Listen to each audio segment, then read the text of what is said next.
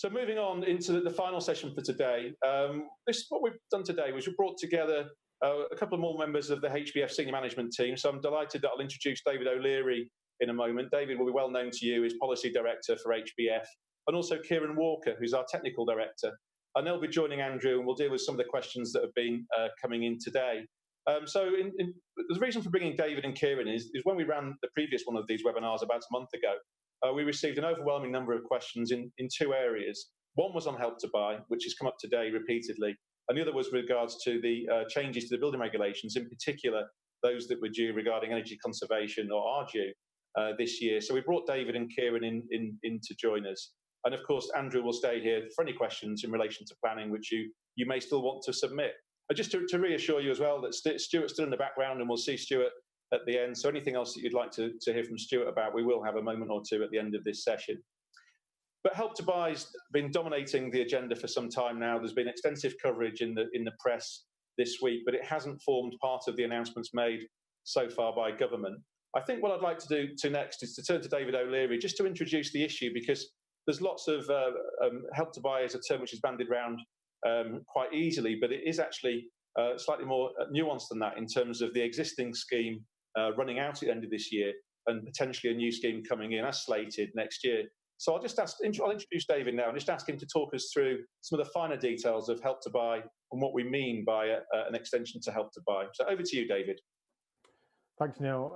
As you say, we've heard a lot about Help to Buy today, and in some of the questions that have been posed to David and Grania earlier. So I thought it might just be worth stepping back a bit and reminding ourselves of the importance that the scheme has had in its current guise, how we think the 21 to 23 Help to Buy scheme will change things moving forward, and the transition issues that we've talked about over the past 6 months in particular, but really since the pandemic really took grip, and the impact that that's going to have on buyers. And we've seen a bit of media interest in that over the past week or so.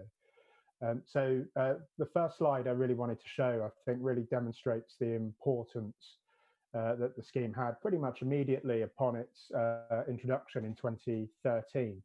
The slide shows a number of factors that developers can choose from in the HBF monthly survey, which, identifying the major constraints on housing delivery.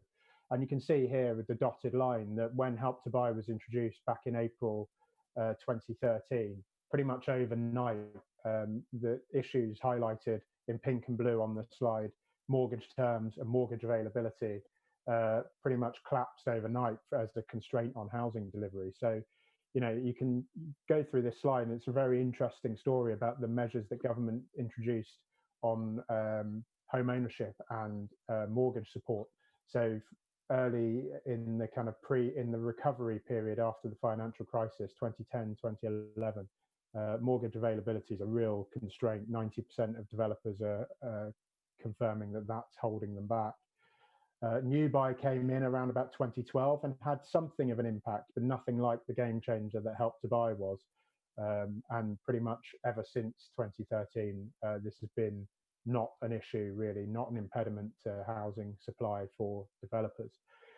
And then moving on to the second slide, this shows the impact that it's had on investment. So investment decisions by developers using, for this purpose, the proxy of investment in future land and housing delivery. So this plots planning permissions granted on an annualized basis. Again, impact was pretty quick by the time the industry had got used to the scheme, and the scheme had been extended from its initial 3-year period to a longer scheme, that investment began to ramp up significantly. So pre-financial crisis highs of around 250,000 planning permissions per year are now dwarfed by what we see, which is consistently above 350,000.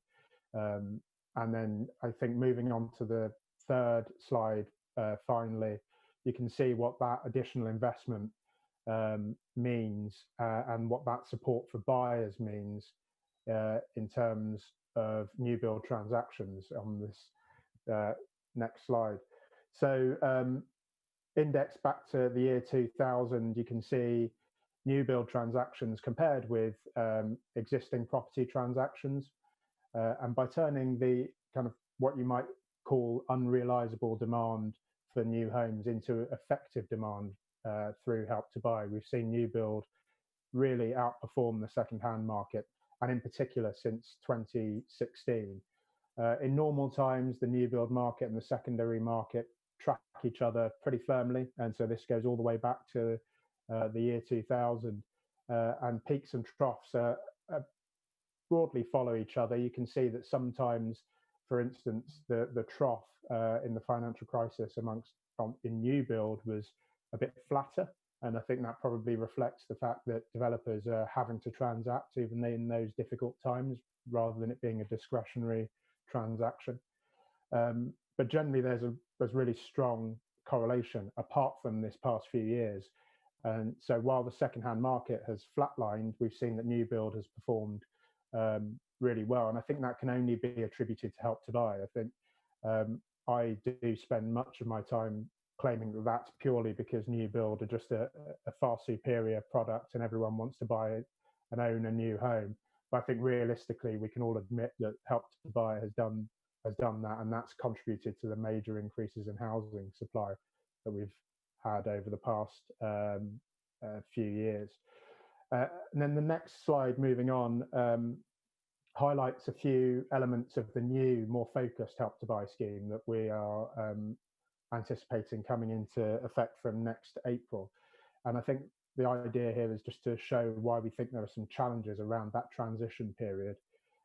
While the new scheme opens in April, and that's the formal opening of the scheme, there are a few important milestones before then. So, for instance, we can't take reservations on the new scheme until sometime in the autumn. But the key one, the one that we've spent a lot of time talking to government over the past few months, and even before that really, is about this deadline in 2020, December 2020, for practical completion of new homes that are to be built under the current scheme and sold with the current Help to Buy programme. So although, as I say, the existing programme will be open until the end of March, those properties, currently the rules state that those properties have to be built and complete by the end of this calendar year. And because of the delays that we've seen due to lockdown and because of social distancing measures on site affecting productivity, we anticipate that there are probably 18,000 minimum would-be Help to Buy completions that now won't take place this calendar year. And the affected groups can be broken down into three clear, distinct groups. One are non-first-time buyers. We know that they won't be eligible under the new scheme, pretty simple. Second, first-time buyers purchasing within the forthcoming thresholds for the new scheme. And we think this is about 60% of current buyers. But we know that even though they will be eligible for the new scheme, it's likely that they will have to delay their purchase. So even if their home is ready in February, if they want to use Help to Buy, they're going to have to wait until April. And then finally, probably the most vexed issue is first-time buyers who the government is keen to support, purchasing properties above the relevant regional price cap, and they will need to either get a new mortgage without Help to Buy or buy a different property.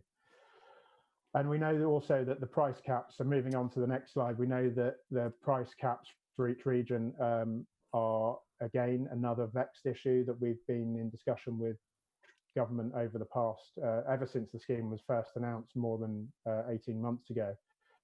So this slide compares the regional price caps and the impact they might have when they come in each region. So in addition to the dotted line here, which shows where that cap will affect each region, we've got other relevant average prices. So average Help to Buy prices as things stand, the average first-time buyer Help to Buy price, non-first-time buyers, and then average new build and all homes price.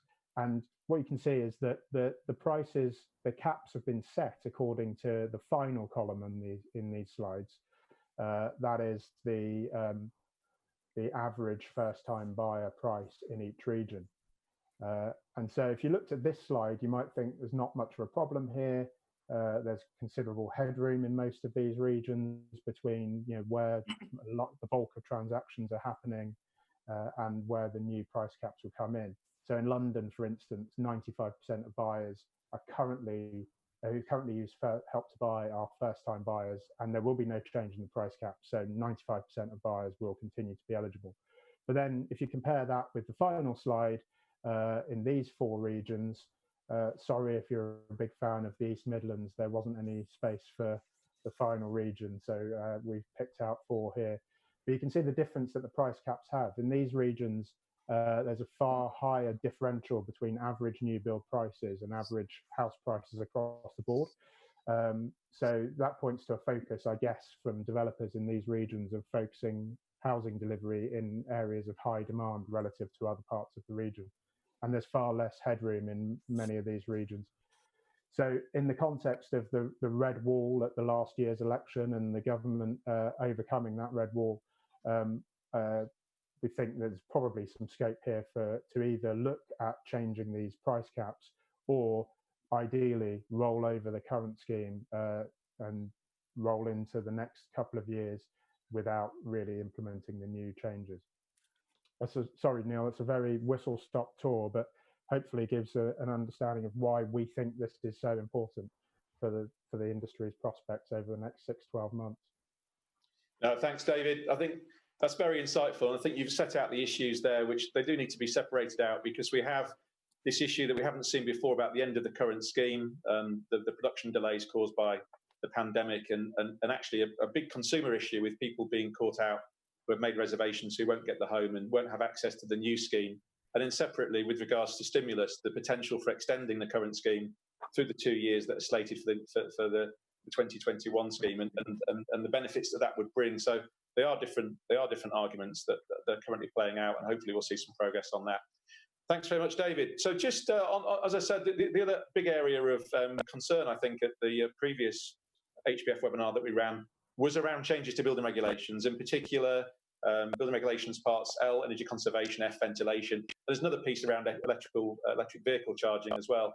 So we thought we'd bring in Kieran Walker, our technical director today, just to give you an update on the progress as we see it that's being made with regards to those announcements. Over to you, Kieran. Neil, good morning, everybody. I really wanted to come here today with a meaningful update on Part L and F.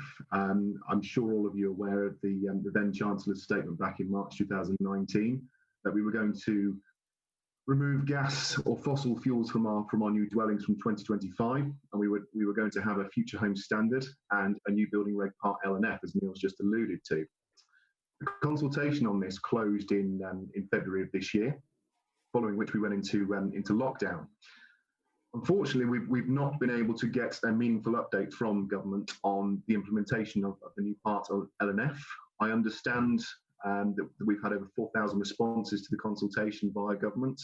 For those who haven't seen, the consultation itself set out 2 options in terms of the meeting of the future home standard. One was a 20% reduction of overall energy emissions, and the second was a 31% reduction. As we say, there is no meaningful update from government yet, including an update on transitional arrangements and the likely implementation date of the new Part L. We are talking with government regularly. I'm having bi-weekly calls with MHCLG to understand the likely timescales for implementation of this building regulation, but as yet we have no update. As soon as we do have an update, we will of course communicate this with the membership and the wider audience. The same is true of the electric vehicle charging points. The consultation closed at the end of October last year, and we still await a meaningful update. We've had feedback, we've had further discussions with MHCLG on the mandatory requirement for electric vehicle charging points in new dwellings, but again, we have no understanding of implementation or indeed transition arrangements either. That probably covers building regs, Neil? Okay, well, thank you very much. I think time has beaten us today. Tremendous content from all of our speakers. Sorry we haven't got time to take any more of the questions that have come in. Exactly as we did before, we will provide answers as far as we can directly or on our website together with the slides. But that's it from me. I'll hand back over to Stuart now to close this event. Well, Neil, thank you very much indeed. And thank you to everybody for coming along this morning, in particular to our speakers, of course, to Gronia to David Livesey, and also to Michael Bingham, plus the members of the HBF team who took part. A brief reminder that the slides will be available on our website. We'll notify you of that. But also, if you or any of your colleagues would like to look back at any of this event, then that will also be possible from early next week on our website. Just in terms of future events that are coming up, we're going to give you a little bit of time off in August from seeing too much of us. We will, of course, still be on the air and working around the clock as always, and we will keep you up to date via our thrice weekly news briefings. They now go out Mondays, Wednesdays, and Fridays. And also, of course, any big developments we will update you on immediately. And our coronavirus resource page on our website remains live, and it's a fascinating source of information for anything you might want to know, particularly about government schemes. So these are the events that are coming up in September. In fact, the first one's in July, and then the others are in September. But just to make dates for your diary, July the 20th, the 27th, we have the New Homes Week Unlocked, an opportunity to promote the industry, promote the value and benefits of new homes. And if any of you want to take part in that and haven't already decided to do so, or are not already part of some of the plans that are going on around the country to promote new homes, please do contact us and we'll make sure that you're able to take part. And then in September, 3 dates for your diary. The next webinar like this will be on April the 10th. It will be a double header. It will be our annual general meeting, which many of you attend normally in April, and sadly this year we've had to cancel that. We were hoping still to be able to hold it, but it's proved impossible. So we're going to go online instead, and we're going to have a 90-minute member briefing with the HBF team, which will bring you up to speed with everything that's happened between now and then, and that will be followed by our AGM. And then a week after that, on September the 15th and 16th, 15th and 16th respectively, will be our planning conference and our technical conference. So Andrew and Kieran and guests will be back for that as well. And those are events you might want to mark in your diary now. And of course, we will contact you shortly and be promoting how you can join and sign up to register and watch those events very shortly. So that's it. I think all it remains for me to do is to wish you a very happy summer. Some things don't change. This is a very unusual period, but for those of you that follow cricket, I can tell you England are struggling this morning. It's just started raining and they're 60 odd for 3 as wickets have been tumbling. So the rain might be good for England cricketers at least, if for not for anything else. I hope you managed to get some downtime in August. It may be more difficult to get away, but get some rest and relaxation. It would be good for everybody. I think it's been a very intense period for the entire industry. And all that remains is me to say thank you very much indeed for tuning in this morning. Have a good summer, and we will see you all very soon.